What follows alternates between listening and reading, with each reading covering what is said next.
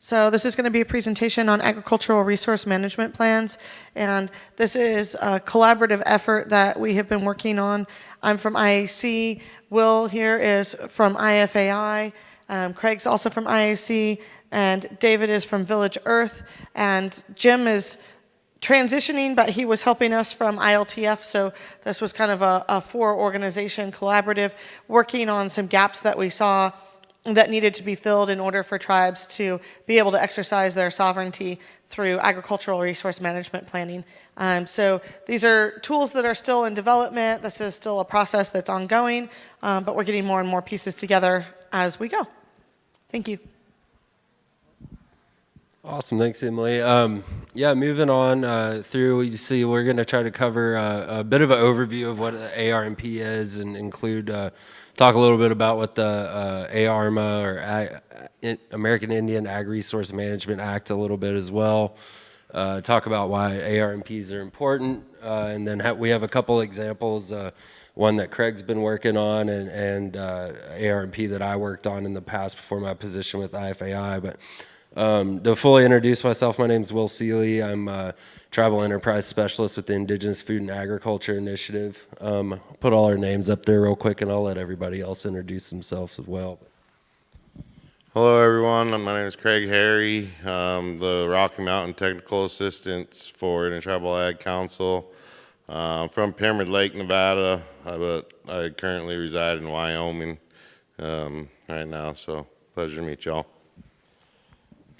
And I'm David Bartecchi, Executive Director of Village Earth. We're a nonprofit based out of Fort Collins, Colorado. And we've been working in Indian country for about 20 years, mostly on land tenure and agriculture issues.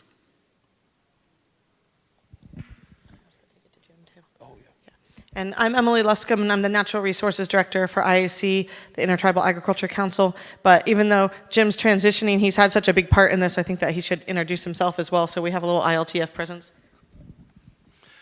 Jim Wabandado had been a program officer with the Indian Land Tenure Foundation for the last 9 years, and pulling together some of the, pulling together the organizations you have here with ILTF included in that group. It is certainly the powerhouses to get stuff done for Indian country, and I would add to this that we wanted to make sure that through our combined efforts, we would have good resources, quality resources that are flexible enough to meet tribal needs. They'll go into the more formally the overview. And Carly's hiding back there in the room. You want to put your hand up? Carly is also a major force in moving this forward, even though she's not participating, just watching this presentation. So she's a great resource for all of the agricultural resource management plans if you see her around. Awesome, thanks.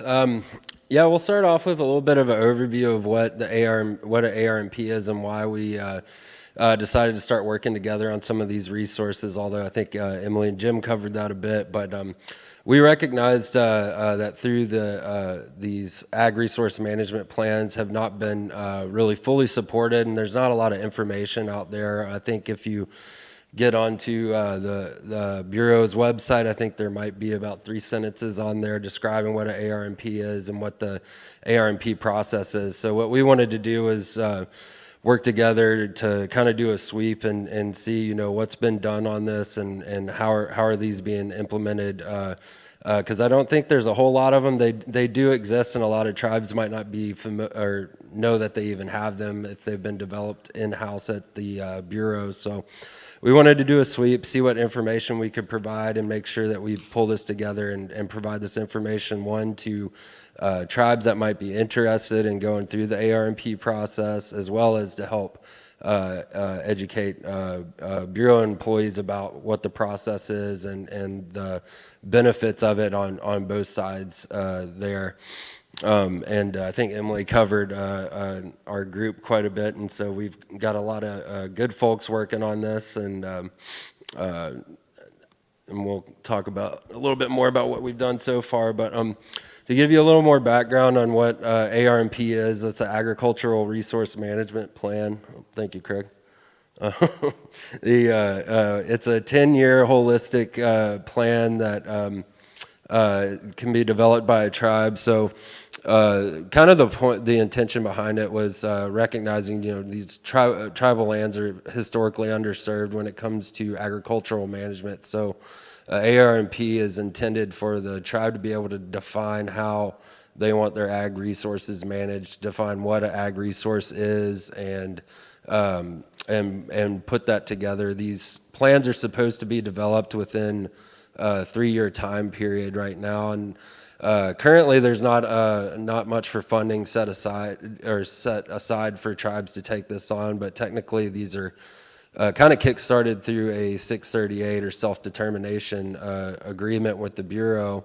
And you get that 3-year time period, and I'll cover a little bit more about what your tribe is expected to do as you go through this process. But in our experience, we've seen tribes have been able to use these to really address the challenges and misalignment of values with working between the Bureau and how the tribes and producers want their agricultural resources managed on the ground. It also gives the tribe the ability to drive sovereignty with the way the act is written. The Bureau is required to help enforce and implement must assist the tribe in implementation and enforcement of anything defined in their ARMPs. Got me up there. What gives the tribe the ability to engage in the ARMP process is the American Indian Agricultural Resource Management Act of 1993. So, it's been a while it's been available for quite some time to not really have a lot going available and not a lot of these completed. So we want to make sure that we're getting that word out and assisting tribes through that process. But in that act, it's defined so you must complete your ARMP within 3 years. Once you adopt it, it is a 10-year plan. And within those procedures outlined in that agreement, you are required, and I think, Craig, if you hit that next one, we move into some of that. But you are required to develop this plan holistically, and that gives you the ability to really take in a broad scope of things, what agriculture means to your tribe, and pull that in. So that can be, food sovereignty, youth engagement, and I'll cover it a little bit more, but addressing the different leasing issues you might have. It's a wide breadth of things that you can cover under this ARMP. You're also required to define what your tribe's values and goals and objectives are for their ag resources. So it gives you the ability to really pull into an officialized document what those critical values are, and that can be what those are that are important to your tribe and your community. So it's a really great tool to be able to pull that in and put that on the actual land management from the federal level. Let's see. So some of the things that we've been working on, and Emily will go into a little bit more detail about that, is we really wanted to focus on resource development. So a lot of things that a lot of tribes that might be interested in this just don't quite know exactly where to start, and there's not a whole lot of information out there of where to start. The other piece that David will talk about a little bit more is just, the lack of data that we have in a lot of cases to actually be able to start pulling that together and start that planning process. You do have your federally available data, but there's also, different plans within the tribal government and different data collected and stored in different places. So this is a good tool for pulling a lot of that into one place and utilizing it to build out your plan. But we're also, working out through outreach and education through events like this and presentations, also developing some materials that Emily will go into more detail on. We also want, if you're interested in the ARMP, please, reach out to us. We like to work directly on the ground and see what we can do to help you along through that process. This is a couple of other resources that we have, I think, from across our organizations that can contribute to your ARMP planning process and can be a part of that. We at Indigenous Food and Ag Initiative with the Model Tribal Food and Agriculture Code, that's available, kind of as a plug and play for anything you might want to codify. It covers a wide breadth of things. And it's supposed to be pretty easy to customize and put into effect. We also have different resources on developing a tribal department of agriculture. A lot of these ARMPs, that first step is, how we want to build an actual ag department. And so we have some resources currently available in that as well. Assisting in, conservation planning and access to those programs. We all also work together on the Native Farm Bill Coalition and focusing on that, which I think Carly spoke about earlier this morning, and working with David's organization, trying to build out different data tools and resources that can be available to tribes that are interested in that. Also, have different stuff coming out all the time that we hope can contribute to tribes' ability to do ARMP.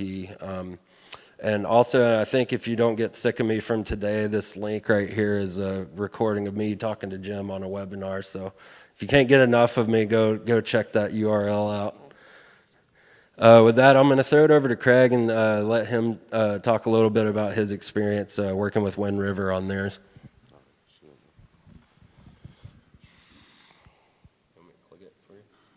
Sure. So we started working with Wind River's reservations, ARMP. I came on in April.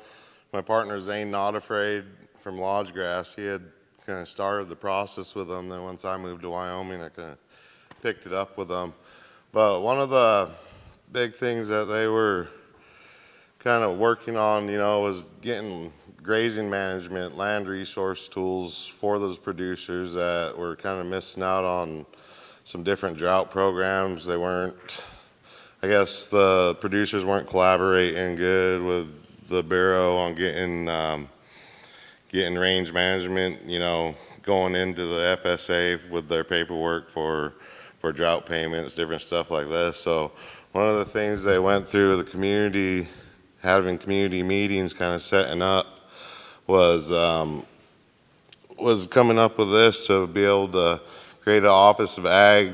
They don't have a natural resource department. So another thing was to create a natural resource department, make it easier for them to obtain NRCS funding, different EQIP funding, or utilization like that. And also bringing in dollars to keep range management going. So they needed a point to where they could have an Office of Ag to help their producers succeed, without implementation. So it's a viable, self-directed, sustainable agriculture economy that enhances the education, health, natural resources, traditions, and cultures of those people. So on to the next slide. So they had a meeting, community meeting. Best way to start is always with your community, because that's where you're going to find your needs instead of somebody telling you, your community, what you need, So they had a community meeting. These were some of the top that they came up with. Agriculture management, like I said, they were missing out on drought payments because they weren't getting their lease papers in time to turn into FSA to receive those drought payments. Water issues, how much water is going past their reservation to non-natives versus how much natives are being able to use of their own water.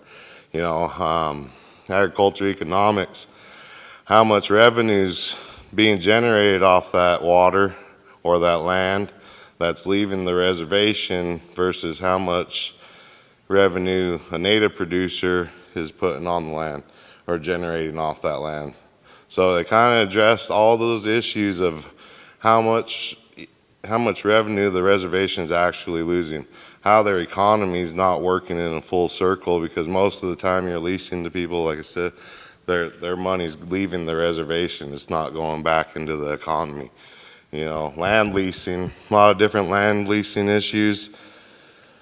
just from tribal leases going, I mean, just land leasing issues. We all kind of know how that works, where some papers get signed, some papers don't. You know, we kind of know how that process goes with our tribes.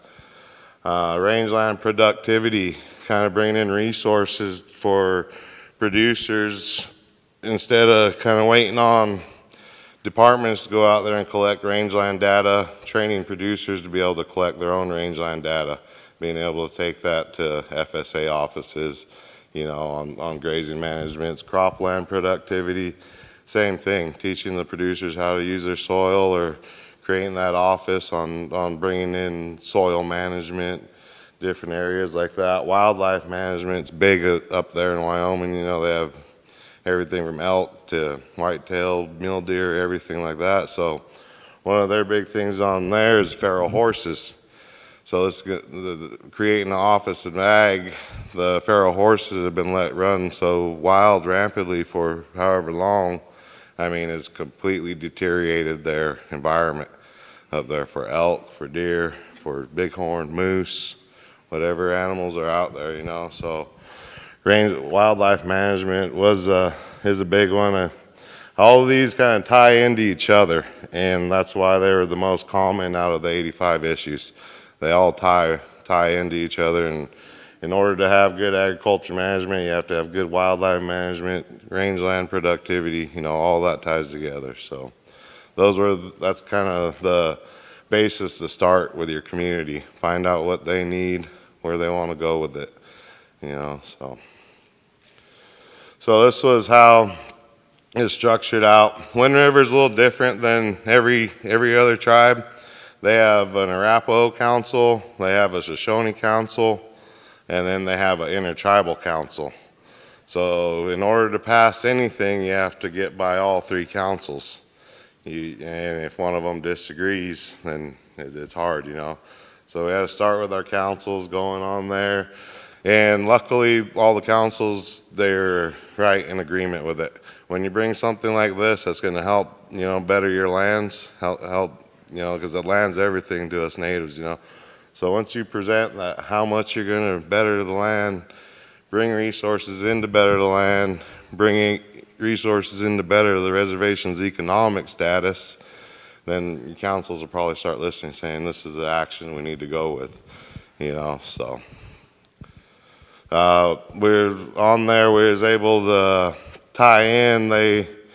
On that last slide, there's the water of office agriculture engineers. We're actually able to tie in the water engineer's office. They were a big support for Wind River. They offered the office space for their natural resource department. You know, so like it kind of brought a sense of working together again in those water departments, natural resource departments with the ag producers. Kind of brought a sense of working back together and knowing that they're all working towards the same goal: conservation, production, you know, economically. So well, this is a agriculture leadership collective group. It's just a producer group. Arapaho members and Shoshone members. Some of the departments have started joining the meetings, but they're the ones that have really led the way on creating this ARMP for their tribe. It was just, like I said, it's just a group of producers. They found a grant writer, you know, that helps them a lot. It was a group of them, and they're kind of advocating for all the voices of the other producers on the tribe. You're taking the stuff to councils. We've been working with Dave. They actually got to put a pretty good paper together on some of the tools that Dave's creating on the data, you know. And once we kind of went through the councils, when we were just talking, we needed to show them something. So then that's when we were able to take Dave's data from Village Earth and actually show the councils how much revenue was leaving their reservation, their people, how much water was leaving their reservation. That's what ticked them up to say, hey, this is something we need. This is something we need to enact.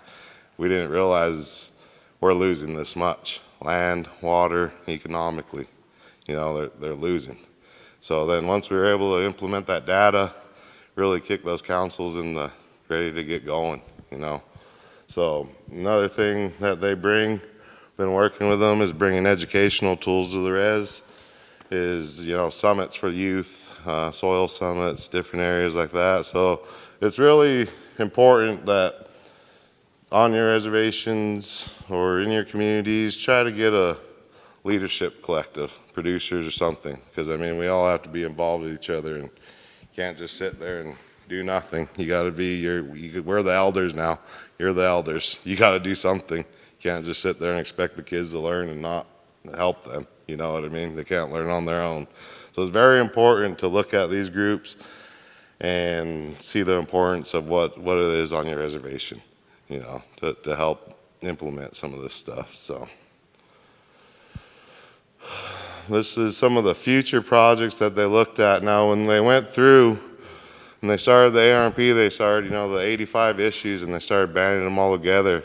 And then it came to time to try to start implementing it. So one of the easiest ways we found to implement it was pick those targeted areas on your reservation that need the most implementation. And most of our reservations, that's like cross fencing or boundary fencing. You know, a lot of our boundary fences aren't ever held up.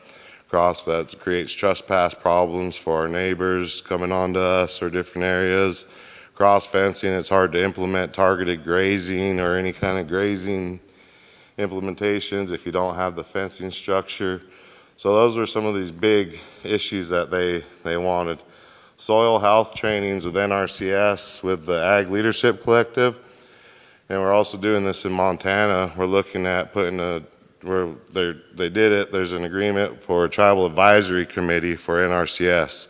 So NRCS will get some money, and if the tribes don't put their input on there, they get to choose where that money's gonna go and who's it gonna go to.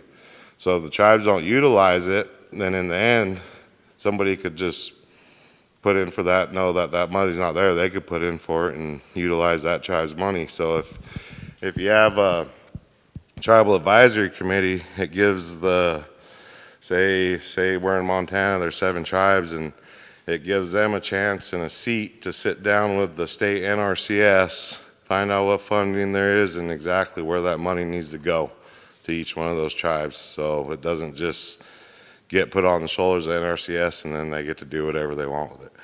So, I mean, it's really important that your tribes have that voice with NRCS, making sure you're able to use those money for conservation, making sure you're able to put these plans into action.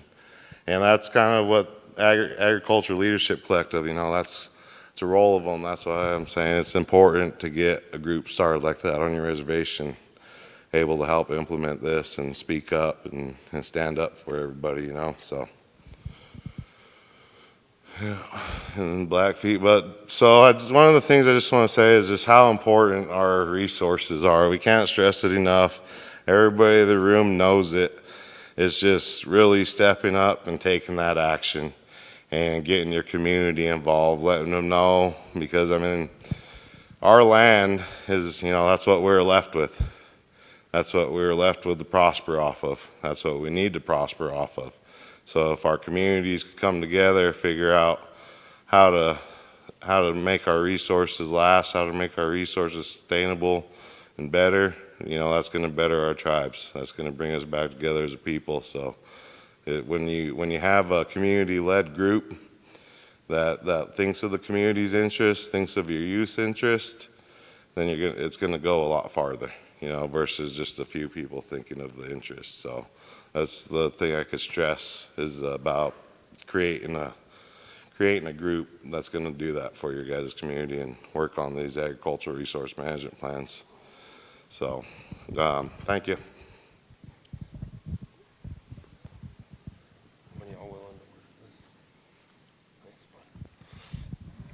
All right, I'll talk to you guys a little bit. So previous to taking my position at Indigenous Food and Ag Initiative, I spent the last 5.5, almost 6 years at with the Blackfeet Nation up in northwest Montana. I came there through an AmeriCorps program and in 2017, I think it was, and they kept me around and ended up sticking it out through the beginning process of the ARMP, in which we just finished this up last April. So it was, it did take, if y'all are counting, it did take longer than 3 years. I wouldn't suggest that, but it is a possibility to get through there. Quite a few different types of hurdles that we went through that planning process. But talk a little bit about, you know, well, you can go to that next one. Just start out with a little context on where the Blackfeet Nation is at. Like I said, they're up in northwest Montana, with about 1.5 million acres of land within the exterior boundaries of the reservation. The western boundary of the reservation is Glacier National Park, with the northern boundary being the Canadian line. There are 3 other bands that make up the Blackfoot Confederacy that are located up in Alberta as well. You can skip to that next one. But I always like to start out, and like I mentioned earlier, is defining what your tribe's core values are, and letting that drive your ag resource management planning process. We were lucky, you know, when we kick-started this. These values are defined through a project at the community college a few years beforehand, and we were able to kind of take this and use this to build off of everything we wanted to do with our ag resource management planning. And just tried to keep our focus on, you know, these values as we move through all of that as well. The other thing to mention is this is in our agriculture resource management plan. So when it comes to, you know, working with the BIA on grazing management, we hope that these are written down and they're in there, and hope that they, you know, and they need to be considered when thinking about how they're going to manage those different processes. That you move on. So we spent, like I said, it took about 5 years, but in total. But we did spend about 3 years hosting monthly public meetings with the local community. I guess to pull it back a little bit, this process was really kick-started by the Blackfeet Natural Resource Conservation District. So they were the ones that really pushed the tribe to get involved with this process. And what they told me, and this was before my time there, but they would always go and ask, you know, how do we have an effect on these leasing rates and these grazing leasing process? And they would always say, get that answer. If you had an ARMP, you would be able to do that. And that's really the foundation for why they decided to move down this path. And it kind of grew into a bit of a larger thing by the end of it. But the tribe was able to enter into that agreement, that 638 contract, and allow the conservation district to oversee that planning process. And so I've reported directly to the conservation district. And so what we did, we hosted, you know, monthly public meetings for about 3 years, and that was kind of a task in itself, and that was really going around to all the different tribal departments that are involved in natural resource and ag resource management, and sitting down and talking to them and asking, you know, what have you been doing? You know, what are you currently doing? What are your plans moving into the future? And that was how we were able to really compile what the different tribal plans that were already in existence, and try to pull those together from an ag perspective and build off of that. So, you know, we're not reinventing the wheel, and we're making sure these plans are complementing each other as we go forward. It's also a good opportunity to build different tribal plans into an ARMP, which has more policy teeth than a lot of these other plans do in implementing them. So it's helpful to bolster those other plans as well. During those public meetings, you know, we could have anywhere from a meeting with 6 people, and then sometimes we'd have 50 people in these meetings. So we felt like we had a really good crew that, you know, it fluctuated, but we had a lot of really good input throughout that time. from our local producers. We had hunting guides participate. We had traditional food preparers, hunters, gatherers, everything. Tried to get a wide breadth of a good picture of what the community wanted and what the community considered as agriculture and what was important there. Through all these different meetings, that culminated into two full day session with a outside consultant that came in and met with our group that was coming consistently, and we were able to kind of deduce that down into an action plan, and furthermore into what we ended up calling the triple bottom line of the ARMP, which we wanted to focus on sustainable economic development through investments in agriculture. How do we promote health and nutrition, narrow those health disparities that we see so commonly that are tied right back to health, to nutrition? How do we support that through agricultural management? And like Craig was mentioning, everybody there wanted to really focus on how do we make agriculture a viable career path for the youth, and what do we need to do to open that door for them and provide them that support they need to move into the ag industry. This next graphic is just kind of a breakdown of how we went through our planning process. I know it's quite a bit up there, but and I've already covered a little bit of it, but like I said, we really wanted to ground everything into those core values that I had on the screen up there, into those Pekuni values and what the stewardship objectives were of the land and the ag resources. The other thing that we saw was a lot of ARMPs that had already existed or had already been done have been outsourced and to outside consulting firms. The issue with that we saw was, you get a really nice, pretty plan. It's, it looks good. There's a lot of data in there and everything, but they really they're not rooted in the ground. They're not, they don't have the buy-in from the local community. They don't, and they kind of end up just being an inventory that winds up sitting on the shelf like so many plans do.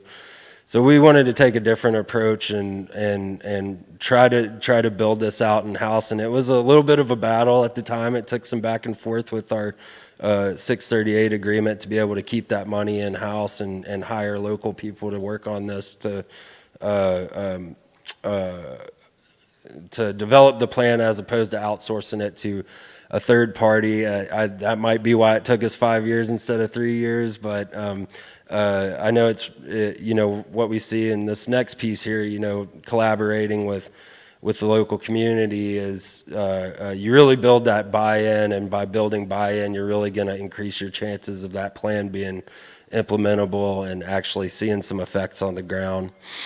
That next piece is, using high-quality data. I know when I was in AmeriCorps, I started out as an AmeriCorps member, and so my job was going and digging through as many files as we could find, just trying to dig up data that would be usable and put in here. And so we really realized, and David will cover it more later, but I sure wish we had that tool back then, because it saved me a lot of time. But but we really realized that we had pretty large data gaps. A lot of the data that we had to work with was old and not applicable to where we were at. So we did have a project through that time where we hired, I think, 5 people from each of the 5 watersheds within the Blackfeet Nation, and to go out to their communities. We developed a short 175 question survey and had these folks go door to door in their local communities and help people fill these out. I got cussed at a couple times asking people to fill it out and all that good stuff, but we were able to get 70 or 700 respondents, I think it was, just under 700 respondents to that survey through that process, and that really gave us a lot of good data. None of us were statisticians, but it was good usable data for us to be able to continue planning and know where to focus our resources there. We also wanted to have that recognition of, how does traditional lifeways and modern ag production all kind of meld and make sure that we're keeping that in mind moving forward as well. Also depended a lot on different partnerships. We partnered with, now I'm at IFAI, we worked with IFAI quite a lot during that time, IAC, Indian Land Tenure Foundation. You know, if you can build those good partnerships with local higher ed institutions as well, and there's a whole nother spiel you can kind of go down with that road, but building those good partnerships with them and trying to find people who are willing to contribute those resources is really helpful through that process. I already covered, you know, making your plan implementable and really focusing on how you're going to build that buy-in. Also to keep in mind through your process of, you know, how you want to learn how to plan better, but you also want to go back and see, you know, how are we doing and all of that.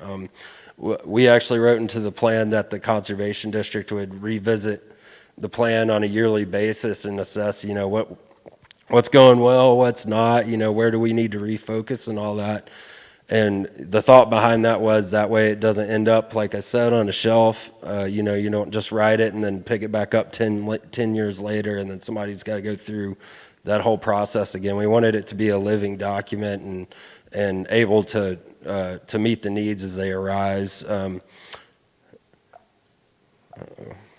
can go to the next one. This is another graphic, and I probably won't go through everything. I think I've covered a good bit of this, but you can see over there on your left, those 5 things were the 5 strategic pillars of the plan that were defined through that 2-day process. Like I said, that sustainable economic development through agriculture, bringing that cultural knowledge piece into it, whether that be agriculture or traditional land uses, all these different things, access to the land as well. Also increasing that organizational development around ag management, whether that's education, training the youth, you know, creating new departments with that are overseeing different things. Also to make sure that plan is making investments there locally, training those folks, because another thing I forgot to mention, when you know, if you outsource your plan or with various other things, you have that, you know, these folks come in, they do the work, and then they head out, and then you got nobody to manage it or maintain that. And so we wanted to try and have, you know, whether it be interns or whatever, having folks working along this process with us so they know what went into it, how we did it, and how to maintain it moving into the future. The other is that promotion of health, healing, and nutrition through agriculture. How do we use that? Food access and all of that. The other piece I like to point out with this one is, you know, that's all of those big major overarching goals there in the middle.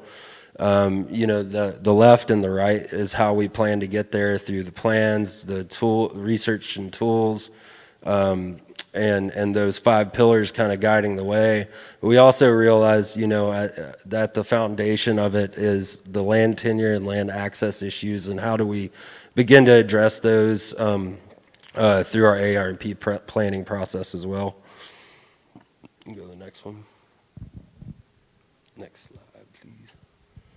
So this is just a list of different projects that we kind of had going. It probably needs a little updating by now, but you know, some of these have kind of died out. Some of them are still going strong, but these are all projects that we either kick-started, whether we completed them or not, or, you know, decided to go a different direction. They were all kick-started out of our AR&P planning process. So it really is a good foundational tool to bring people together, define these projects, and start thinking about how you move forward into these.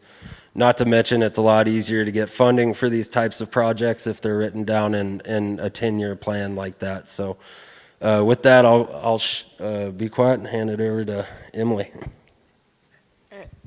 Thank you. Can you move it on to? Okay, so we decided that we needed to do resource development. This has been covered a little bit, and like Will said, there's very little information available. So if you were to go and you look on the BIA website and you look what is there for ARMPs, more or less, here's the paraphrase, is it says, It's kind of like an IRMP, but not really. And here's a link to some IRMP stuff, but it's part of ARMA, and it doesn't even really give you all the information for the act. You kind of have to go look all that up on your own.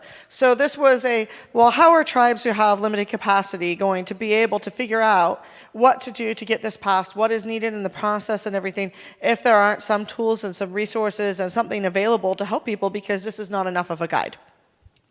So we have created some drafts of some materials. There's some other things that have been suggested to us that are on our future wish list. This isn't something that was particularly funded. This is something we've cobbled together from pieces of other things, but we are going to hopefully seek some funding in the future to be able to finish doing the resources. But this is kind of trying to fill in those gaps. And next one. Oh, okay. So there's basic overview information that we're doing, so templates, fact sheets, infographics to help navigate the inconsistencies and the lack of information. And there's a lack of information even when you go to the BIA offices. When you call people that are supposed to work on this, a lot of times it's a little peripheral job that they've thrown them, but there hasn't actually been any training. And when you ask them questions, they kind of are well, I don't really know. And so that's been a problem that's happened. There's been a problem with them not getting approved sometimes because people didn't even know the process to do that within BIA. So we're trying to help build some of those bridges over those gaps there. And I just kind of curious, how many people in here have explored anything within ARMP before coming to this session today? All right. And did you find a lot of problems with that lack of information? All right. And how many people in here have experience with IRMPs? Okay, so an ARMP can do a lot of what an IRMP can do, but it gives it teeth because it has the act behind it, whereas the IRMP doesn't have the act behind it. So it's a plan, but you don't have any sort of implementation, whereas with an ARMP, you can't obviously supersede something that is federal policy, CFR, but you can override BIA policy with things that have been approved in here. So if it's not backed up with something legislative, then you can use this to assert your sovereignty and to be able to override that. But if you don't know the process, you don't have any tools, you don't have a way to get there, then it's really difficult. And most people, like Will was saying, are going through a process where they're hiring an outside consultant to do it who doesn't really know it. They're not really training someone within the tribe. So it's not helping to bridge the gap to make that accessible for tribes. So we're trying to help create some of those tools to do that process like Blackfeet did and make it a little bit easier for tribes in the future coming forward to be able to do that in-house so that everybody is invested in the process. It's a living document. You understand it. You know it. And like he said as well, one of the things I think is really important is being able to incorporate other plans into this.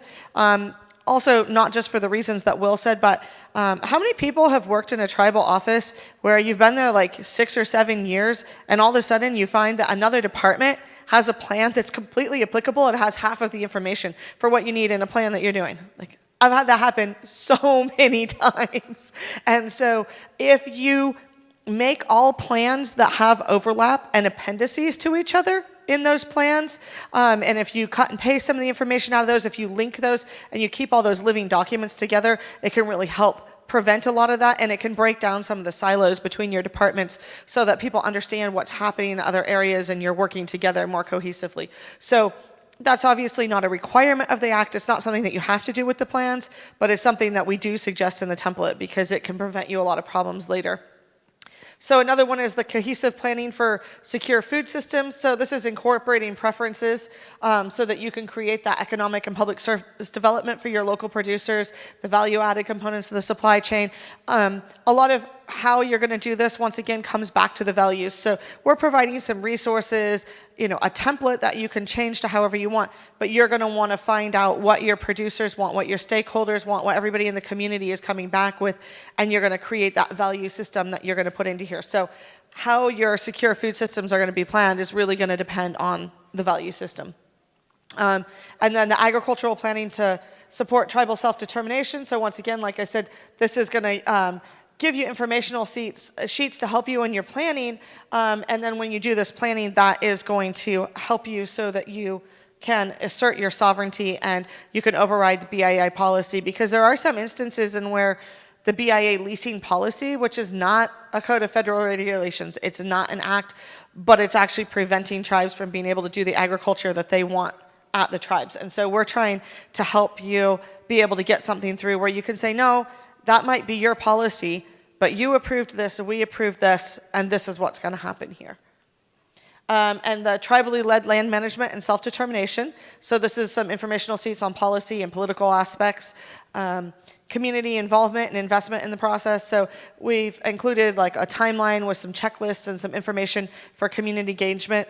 And what I will say here is my experience with any planning process at the tribe is involve your community early and often. Because the more engagement people have, the more investment they have in that plan, then the less pushback that you're going to get when you try to implement something out of that plan, the more people are going to understand it.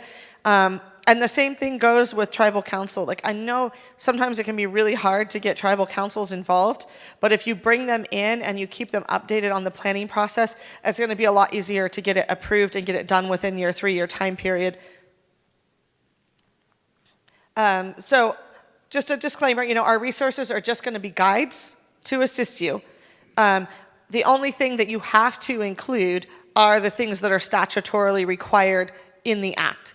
But we're trying to give you some things to make it a little bit easier to do that, and also to make it, like Will was saying, like a living document, something that you use, not something that's just going to get shelved. So we're giving you ideas of different things that you can put in there, different plans that you can attach to that, different information that you might want to use, so that it's something that is more usable and useful to you at the tribe, so that it's something that you can reference back to. So if you have staff changes, you have council changes, you have changes in planning and development, things that you want to do, you have this guide that you can go to, this living document that you can work with, that's going to have a lot of the information that you need, and you can just plug and play from there. And it's going to keep you from recreating the wheel all the time. And then one thing that I really want to explain to people too is that you do have to be careful with anything that you send to BIA, because anything that you send to them is then going to become part of the Freedom of Information Act. It can be subject to a FOIA request.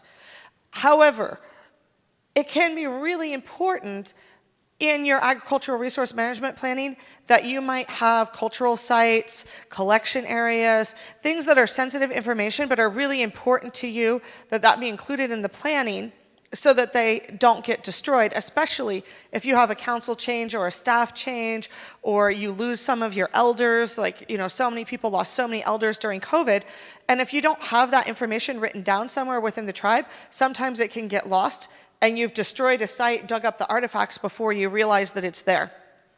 So there's a couple of ways that you can deal with that. You can make it very broad and general when you put it in your plan. You can have kind of just a general fuzzed out area saying cultural area, no activities of this and this sort.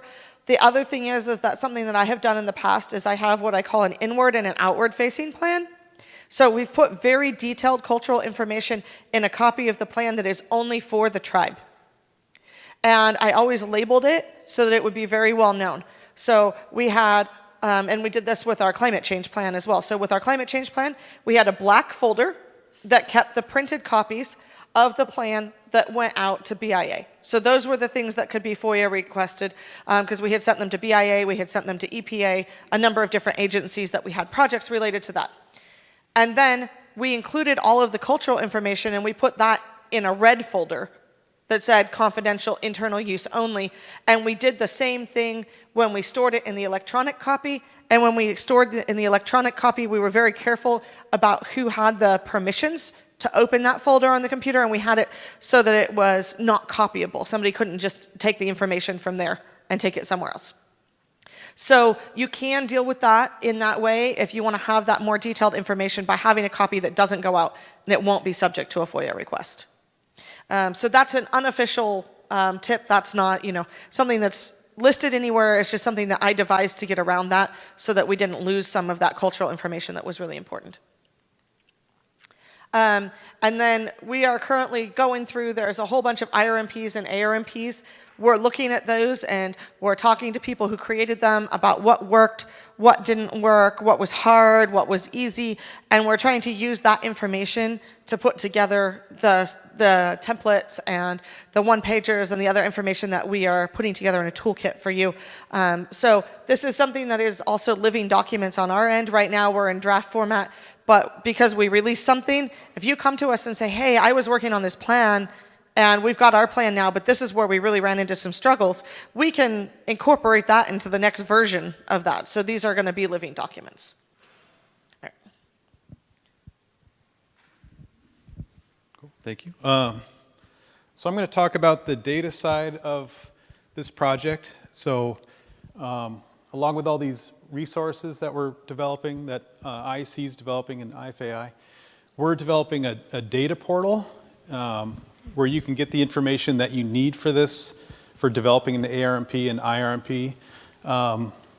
Really, the impetus for what we're doing, I would say comes from that, from data that came from the Census of Agriculture for American Indian Reservations, which for the participating reservations in that, it showed that less than 10% of the revenue on reservations goes to Native Americans. So another way to put that is over 90%, or nearly 90% of the ag revenue on reservations is going to non-natives. And that's from, over a century of mismanagement and policies geared towards opening those lands to non-natives. And so that management of the BIA and the federal government is still largely what's going on today. And so that's the whole impetus behind this, is trying for tribes to take back control of that land and for tribes to manage the land. And so this, the ARMP process is not perfect, but this is the way that tribes can take control of their land again. But one thing, so we started, I guess, in this path around 2017 when we were working on a food hub feasibility project on Pine Ridge. And we were asked for that project to do sort of an inventory of agriculture on the reservation and just kind of gather, like, where has the agriculture,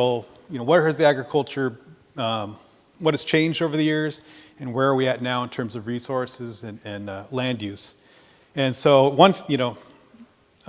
it was pretty stark to try to find data, is what we realized. And then the data that is available, for the most part, is, and I'm sure you've all experienced this, is that most federal data, there's a lot of federal data out there, but it's mostly aggregated at the county or the state level. There's very few data that is aggregated at the reservation level. And so for Pine Ridge, for that project, we re-aggregated a lot of these federal data sets for the reservation. And when you do GIS, you realize it doesn't take much effort to do multiple geographies as it does to do just one. And so that's kind of where that idea is, that we could do this for all reservations and create a portal where people can access that data and not have to go and reinvent the wheel. So for example, one of the data sets we use is it's called the cropland data layer. So this is the National Land Cover Database in the background, but the cropland data layer is a national layer that the government puts out every year, and it updates the amount of agriculture of 120 different land cover types. So 120 different crop types. It goes back to about 2007, I believe. And very detailed information, and they have a great website where you can download county information, state information. You can even upload geographies. But when we tried to upload Pine Ridge, the boundaries in there to get the data for Pine Ridge, it said file too large. So we couldn't get the data. And so, but we realized, knowing GIS, we can download the data from the back end and do those calculations. So we realized, there's a way to get around that we could assist tribes in doing that on a large scale. And so that's where we developed this planning portal. And the website's called nativeland.info. And so on this, we're basically taking the template that IEC's developed and IFAI's developed, and we're showing which data sets you need for each part of that plan. So you can go through the template that they've developed, and it'll say, here's the data you need for this, here's the data you need for this. A lot of it's, historical data, it's historical land use, forest cover, range cover, crop cover. Effect. We also put the Census of Agriculture for 2007, 2012, and 2017. That should also have 2017. If anybody's looked at that, how they put that data out, it's not very easy to use. So we aggregated it and we combined it so you can look how your reservation compares from each year, from across that time. We put the cropland data layer from 2008 to 2021. National Land Cover Database, the Surgo soil data is on there. Intact habitat layers, which you can use to identify, prioritize certain areas that, these are lands we want to protect for habitat or for, hunting grounds, and these are lands that we want to develop for agriculture. We're trying to find third-party tools whenever possible, like the rangeland analysis platform allows you to calculate forage cover for rangelands across the United States, and it updates every 16 days, and so that you can access on there. Environmental risk maps, we've got drought data. Here's an example of two. So the left is the cropland data layer, and so there you can get the national total, or you can put in a specific reservation and come up with the acreage totals for 120 different crop types. The one on the right calculates the lost agriculture revenue, and this was a project we did for the Indian Land Tenure Foundation. And so we're looking at how much revenue has been lost on reservations dating back to 1840.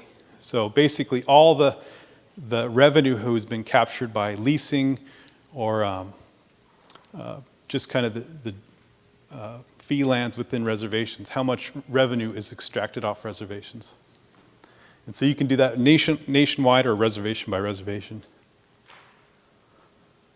And then we have a drought monitor, and that's a live data set, so that updates every 15 days, I believe. And there's a forest layer. So we're just trying to basically find, whatever data can be useful for IRMPs and ARMPs and make that available.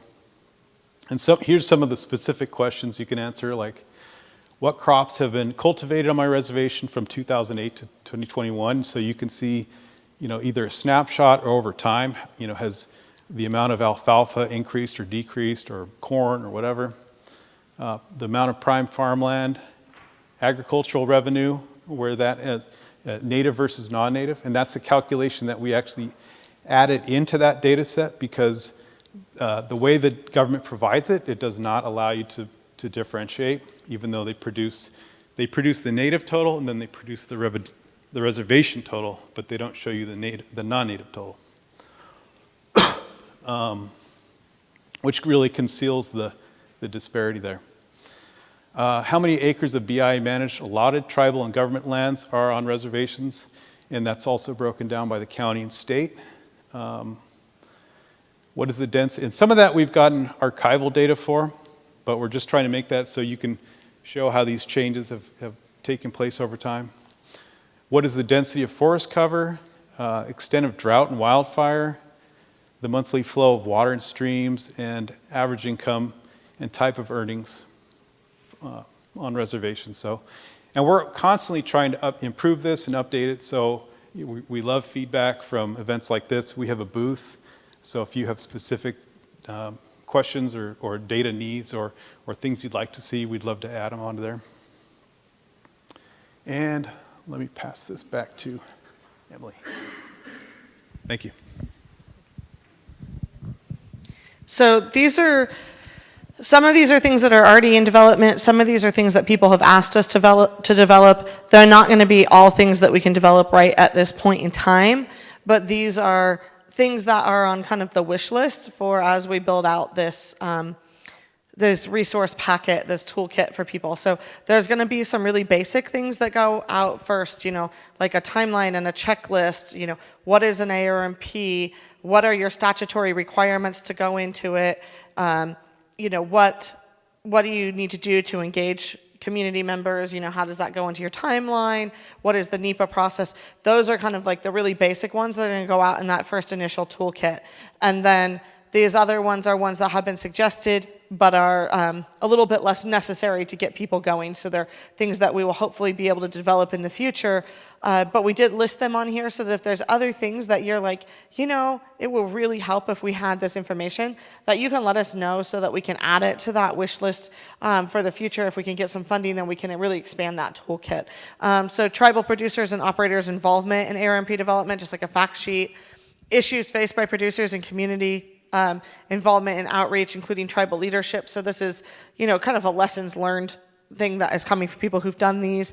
Ag leasing considerations under ARMP, ARMPs for the tribal community members, for tribal staff, tribal leadership, BIA staff, because we have found that BIA staff doesn't know exactly what they're supposed to be doing.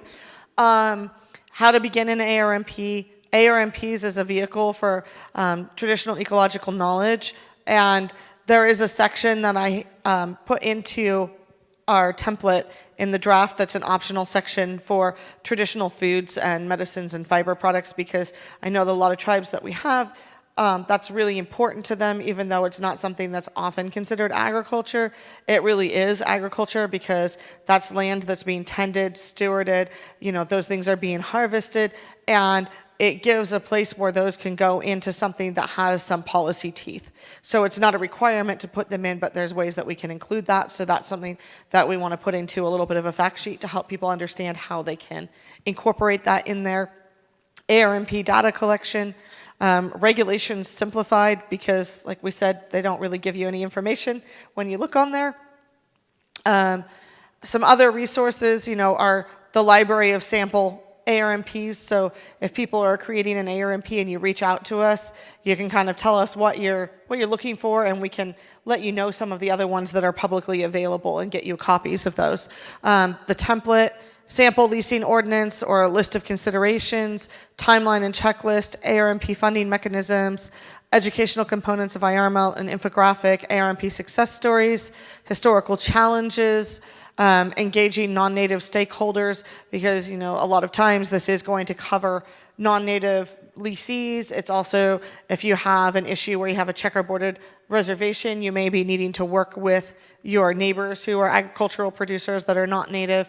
So those are one of the things that we have been asked. That's not one of our first priorities, because we don't have to have that in order to get it out, but that's kind of where that has come from. People have brought that to us and said, this is an issue for us, we're not sure how to engage them. Also, just is an ARMP a good fit for my tribe? Like, is this actually going to help us in our planning process? I would say in most cases, the answer to that, though, is yes. People have asked for that checklist, but in most cases, your checklist is going to say, this will help us in some way. The training for the data portal created by Village Earth that David was talking about, a template tribal resolution to adopt an ARMP, and that's just because a lot of times the tribal resolutions get put onto staff members, so you could just have some cut and paste language that you can throw into your standard tribal resolution language for the approval of this part. Updated land use report 40 years later, a condensed white paper for federal policymakers, including policy change recommendations. And a lot of the policy aspect of this is being done through the Native Farm Bill Coalition right now, with this being a Farm Bill year. Oh, no, I thought it was. I got told it was. Okay. So there is a lot of policy change recommendations, though, that might come about as you start doing these, because everybody always finds issues where they run into, especially with the BIA process and their policies and getting things through, where there's a lot of recommendations for that to be changed. This, I'm just showing you a little sample of the draft that we had done for the template. And the reason I'm telling you this is because how many people have used a template where as soon as you move one little thing, everything on your format goes all over the place, and then you're like, it would have been easier to just do this myself? Yeah. So that is why put a little bit more time into this with actually changing the font on each section. The table of contents is an actual table, so you can add and remove rows so that you can make this plan work for you. And if you change something on the format, if you want to take out a section, you want to add a section, you want to move sections around, you're not going to mess up the formatting, because there's no auto formatting on this, so that it'll be a little bit easier to make it your plan. So this is kind of just showing, like, it's going to give you a little description of each section and how you're going to use that, like what information you would put in there. The other thing that we have put into this that's optional that can be taken out is instead of just doing like a paragraph for an executive summary, we kind of put in a little brief executive summary of each section so that the first couple pages are going to be an executive summary. That's something that you can change if that works for you. That was from personal experience and feedback that I have had about when trying to get things through tribal council, that if they have to read a whole section of something to get to the meat of it, that a lot of times they're not passing it because they just don't have the time to sit there and digest all of that. So the idea is that there's like a summary of each section, each important goal, everything right at the front, so that people who don't have time to read the whole plan can get the gist of it right there without going through it all. But that's something you can totally remove or change. And so this is all stuff that's going to go into the tribal toolkit. So we're about to move into the question and answer section. But one of the things that I want to know from people is, do you think these resources are going to be helpful to you? Are there other things that you want to see, stuff that you would change? What do you need to help you in your next steps? And our current next steps are to complete the template. We have a draft, but we're reviewing it among all the different partners who have worked on putting it together to finalize that and finish it to go out. The same thing with our task list and timeline and the resolution template and the first couple of necessary fact sheets. So we really appreciate your help and your feedback on this, and the whole purpose of this is to make this as useful to you as possible and to make this a plan that will help your tribe and won't sit on the shelf. And we've actually worked with other organizations a little bit too. Like we've been working with the Audubon Society, so if you have producers that want to do the bird-friendly ranching, or they want to do some of the other programs that require certain conservation plans and things like that, that you will be able to use your tribe's ARMP and the data that is in there as part of that plan and not have to recreate the wheel, so you only have to add a little bit to it. So we're trying to make this help with as many different aspects of everything that you would like to do with agriculture and resources at your tribe as possible. Do we have any questions, comments?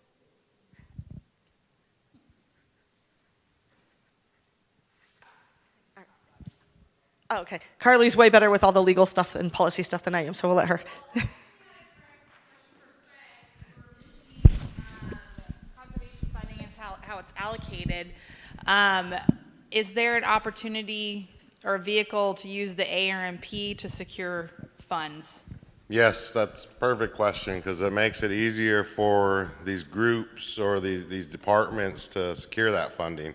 Once you have a 10-year conservation plan in place, it's easy for NRCS to look at that conservation plan and able to allocate that funding to your tribe or to a producer, you know, within EQIP or any kind of infrastructure plans. So it actually makes it easier for them to funnel that money to the departments. So the ARMP can function as a long-term conservation plan. Yes, ma'am. Excellent.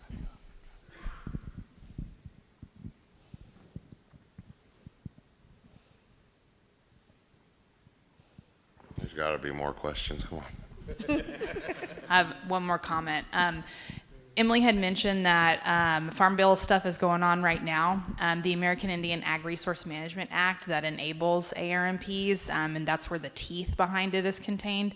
That hasn't been updated since it was first passed, and the regs that come along with that also haven't been updated. So we're hopeful that through the collaboration and work that our partner organizations are engaged in, that we may be able to encourage BIA to revisit those regs and see if there's an opportunity for them to be administered in a more efficient and effective manner versus what's currently occurring. Our big lift and heavy efforts for most of our organizations are really focused on Farm Bill right now because this is the hot and heavy time for it. But once we get a Farm Bill, I would anticipate that our policy teams would transition towards working on a lot of the statutes and regs that are housed within BIA and the Department of Interior, including the IARMA. Emily had also mentioned a land use report, and I think that I had put that section in there. It's actually 30 years instead of 40, because if it was 40, we would have had the same birthday on that legislation, so the legislation's not quite that old. I think it's 30 years, but there was a land use report commissioned in the lead up to the IARMA legislation being passed, kind of giving the status of agricultural lands in Indian country, and found that the majority of them were idle. And we haven't had a recent survey or study widespread across Indian country to get an update on that. So that would be very helpful to get a temp check on what progress has been made or what challenges continue to exist. And so I know that some of the senators on the Senate Committee on Indian Affairs, their staffers had expressed that their bosses would be interested in getting some work done on that. So we're hopeful to see maybe some progress and maybe some additional attention be put on an updated land use report reflecting the agricultural status in Indian country, and then also maybe some additional statutory or regulatory support to really help out ARMP administration in the future.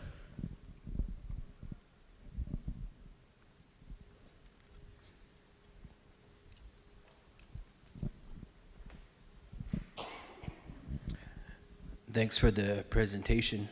My name is Justin, and I'm interested in, I guess, getting some of your ideas on how you guys navigated the 638, I guess, application, and if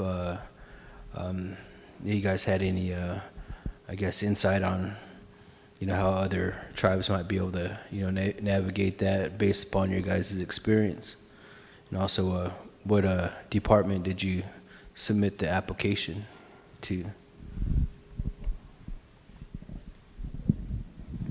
I know for me, I'd like to talk to you a little bit more, and I can link you up with some of our conservation district members at Blackfeet that actually kind of went through that process. I didn't mention that this past attempt was the third attempt at completing an ARMP at Blackfeet through that 638 process. So thankfully we got it, across the finish line this time.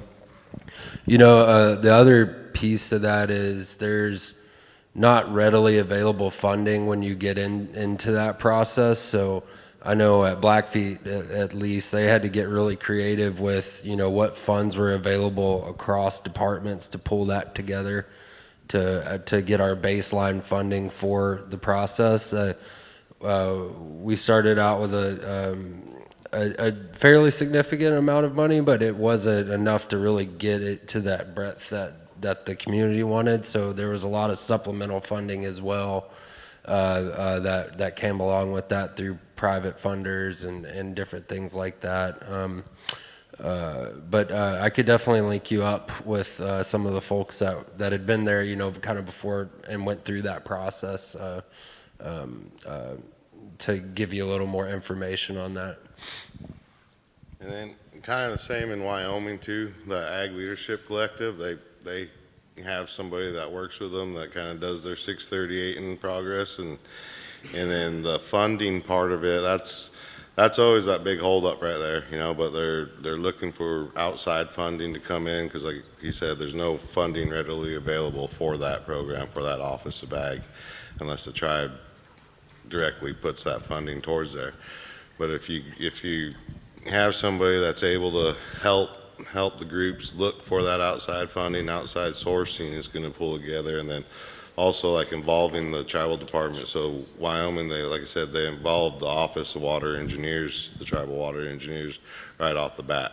So then they're able to house their Office of Ag, so it kind of brought that sense of working together. Then they have different funding sources.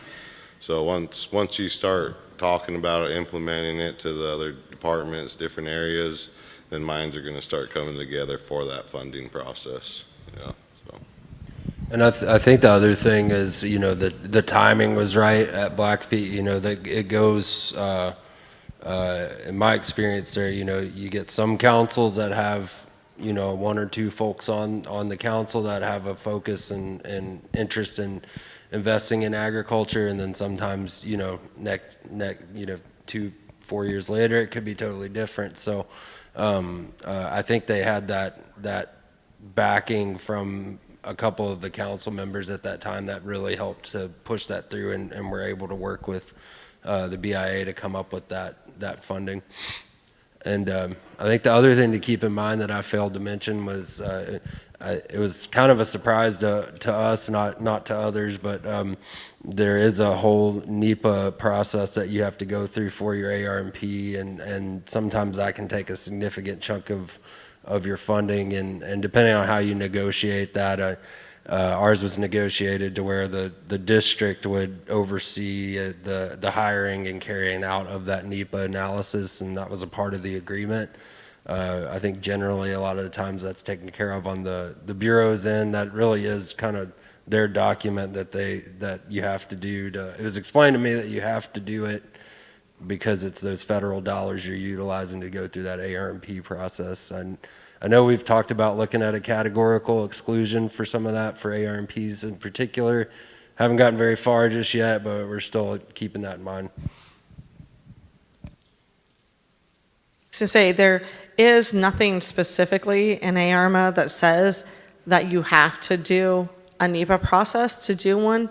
However, what usually happens is that the BIA offices won't say anything to people like, hey, you need to do a NEPA process with this.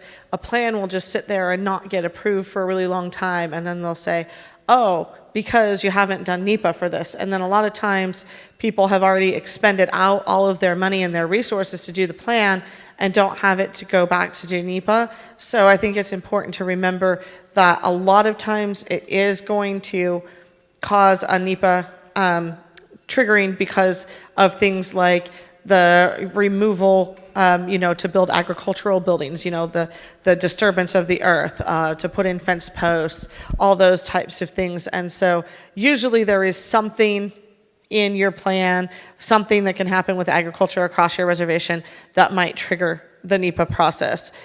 So it's good to know and understand what that is and what might trigger it, so that you have the money and the resources set aside for that, because 99% of the time they're gonna tell you that they're not gonna let you do a CADEX.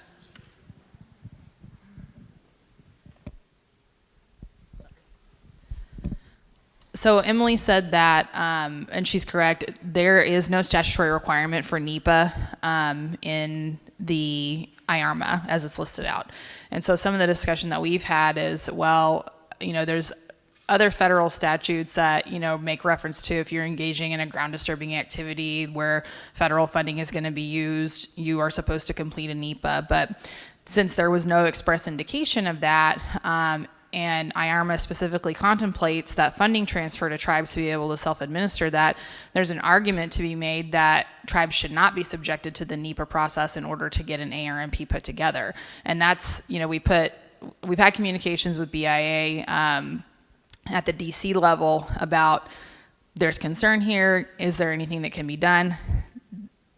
ARMP stuff, like making changes to anything, doesn't appear to be a top priority at this point. So whether that's something that's going to require a request for consultation in order to really hash out and have quite a few tribes elevate those concerns, that may need to be what happens, or it may need to be the entirety of the regs need to be revisited where the NEPA requirement is explicitly discussed and there's a formal determination made about whether that actually has to be included or not. So there's some definite legal interpretation about whether that should apply or should not apply, but wanted to let you all know about that because it's definitely, a big lift. It makes your plan more expensive, and you're depending upon what's contained in your plan, you may be eligible for a complete categorical exclusion anyway. So it can be a waste of time and a waste of money.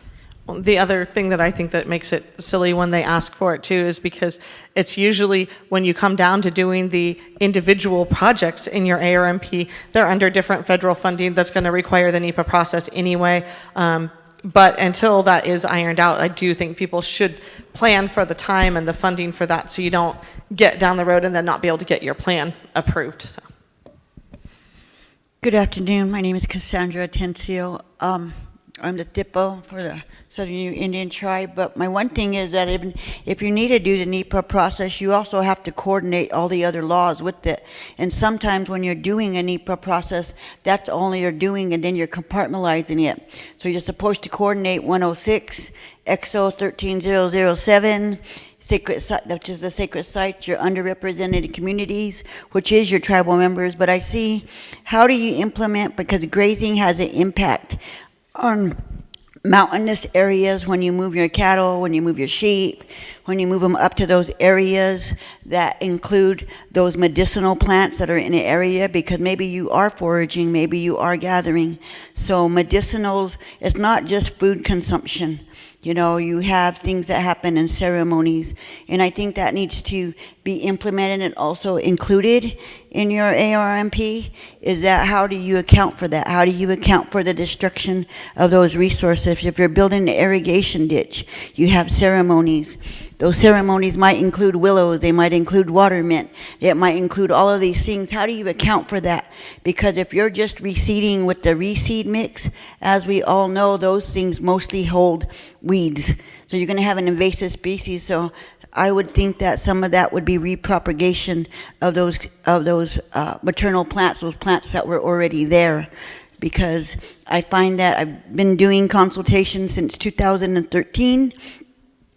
I've seen how it started out and how it's come a long way, but I always see the compartmentalization. Oh, we're going to do this first, then we're going to do this, and then we're going to do this, without thinking about it. So then you have a project that's already coming through, and you haven't thought about those cultural resources that are important to those tribal membership, not just leadership, because there's a big difference between what a tribe thinks about and what the tribal members use out there. And I think somewhere there's a missing link, because I'd like to know how to implement where those culturally relevant places are in that RMP, whether it be a crimp or an agricultural thing. And then, you know, some of those things that, like that ground disturbance, how do we see those on the ground, and is that offered to those tribal members? Hey, you can come and pick all this before we mess it up, before we clear my ditches.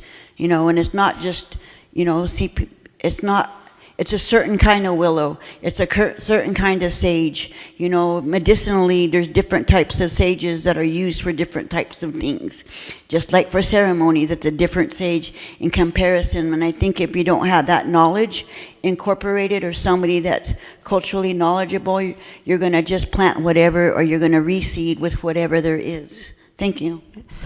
Thank you. I also do want to say, I have a little section in there. It's not something that is in the act, obviously, but I do have an optional section for tribes to include in there. And tribal community members are supposed to be part of the process. It's not just supposed to be tribal council. You know, having community meetings and involving people is part of the ARMP process. But I do have a section. I also have a caveat on there, like, to please keep this internal if this is information you don't want to be subject to a FOIA. And I did include cultural resources and, you know, traditional plants and animals with food, fiber, and medicine. And I did suggest some information, like include exclusion areas, seasonality, you know, ceremonies, anything that might impact this area. But if you are willing to, I could give you my card, and I would love for you to help me edit that section before we do the final to make sure that I include it. Okay.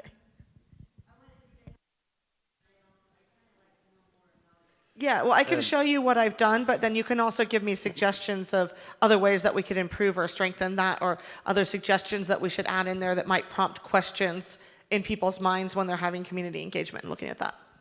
And I'd like to just second that. I mean, that's where most of all four of us presentations started, with your community.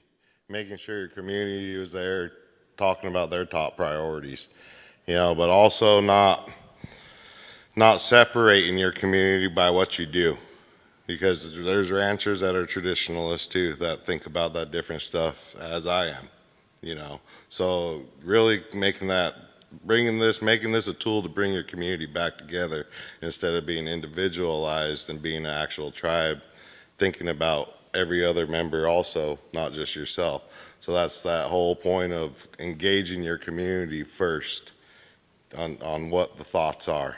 You know, so definitely always want to make sure you're working together in that, and trying to become a community and a tribe again, not an individual. She had mentioned reseeding. Some of those blends are not they can be invasive species or they're not native plants. And I think we saw one tribe that in their ARMP process specified what the reseed blend had to be for projects. And so that is also an ag resource that needs to be considered in that plan as well. And so when there are federal projects that are going to be involving some of those ag resource priorities, if that project would require reseeding, that specific type of reseed blend has to be used. Yeah.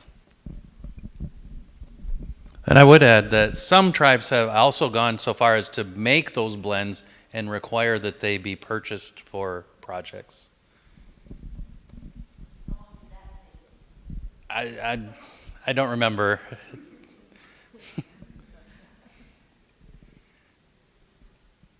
Free to contact us at any time, and we're more than happy. I mean, that's what we're hired on to do, is help our people and walk through it and in different areas. So just feel free to contact us anytime. Like I said, I'm from the Rocky Mountain region. We also have another natural resource area in here. He's from Rocky Mountain region. We have Southwest TA in there. She's the New Mexico, Utah. And we have Oregon and Idaho in here also. So anytime questions, contact us, and we can contact you, put you in contact with whoever you need be.